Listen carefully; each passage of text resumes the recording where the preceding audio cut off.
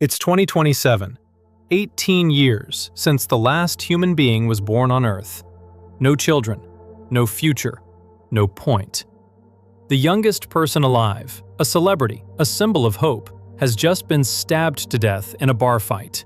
That's right, the last ray of light humanity had left got glassed in a pub. Honestly, relatable. Alfonso Cuarón's Children of Men came out in 2006. It was set in 2027. It was supposed to feel like science fiction. Here we are in 2026, and I'm going to level with you. It doesn't feel like fiction anymore. It feels like a documentary shot slightly ahead of schedule. Theo Farron, played by Clive Owen with the energy of a man who has completely given up on self-improvement, is a former activist turned bureaucratic drone in a Britain that has collapsed into a police state. The last functioning government on Earth, operating the way a broken boiler operates, loudly, badly, and by making everyone around it miserable. Immigrants are caged. Civil liberties have been quietly retired.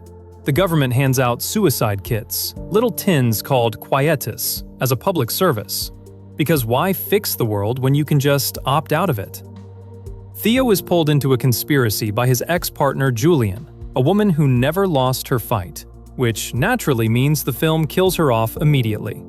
Optimists don't last long in Alfonso Cuarón films, or reality for that matter. Her group needs Theo to get transit papers for a young refugee named Key. The twist? Key is pregnant. First pregnancy in 18 years. A miracle in a hoodie, being hunted by every political faction that wants to weaponize her. Because that's what happens when something precious appears in a broken world. Nobody protects it.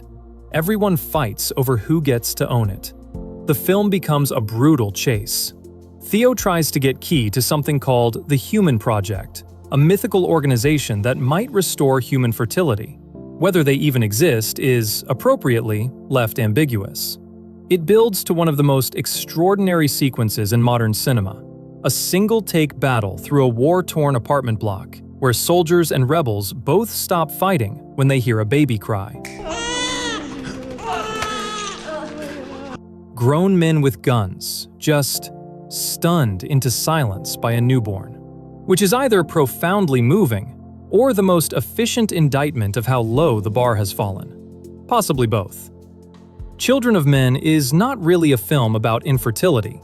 The inability to reproduce is a metaphor, not a subtle one, for the collective loss of belief in the future. When did you last hear someone talk about the next 50 years with genuine excitement? Not ironic excitement, not the hollow optimism of a LinkedIn post. Real, uncomplicated hope for what's coming? Yeah, me neither. The world of this film didn't collapse because of a single catastrophe.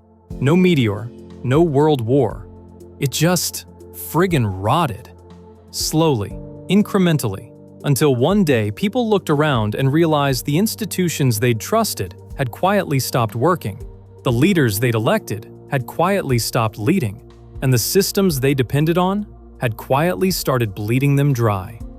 Sound familiar? Congratulations, you're living in the early chapters of this movie. Look at 2026. We have governments operating in a permanent state of managed chaos. Leaders who've confused holding office with performing the idea of leadership on social media, while actual decisions get made by people nobody elected. Corruption isn't a scandal anymore. It's the operating system, just how the thing runs. The political leaders in this film aren't cackling villains. They're just absent. Absent from consequences. Absent from accountability. They've built systems that make their absence invisible.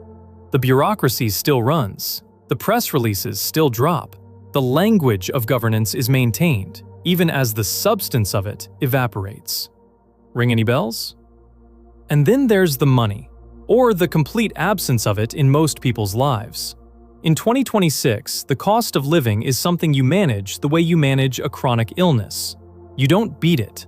You just try to keep it from getting worse than yesterday. Energy bills that cost more than your grandparents' mortgages. Rents that eat 60–70% of take-home pay. Grocery shopping that requires a spreadsheet and a strong emotional constitution.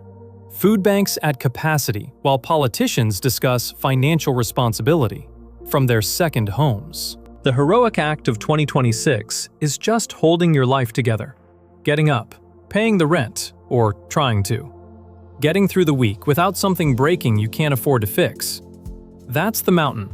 Most people climb it every day without anyone noticing, because the system has been carefully designed to make individual struggle look like personal failure rather than structural collapse. Theo isn't a hero at the start of this film. He's someone who got ground down and stopped trying. He drinks. He gets through the friggin' day. He doesn't march or resist. He commutes. Because what's the point?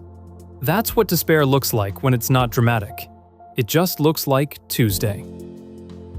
But here's what separates Children of Men from just being a very bleak Sunday afternoon. It doesn't pretend hope is easy.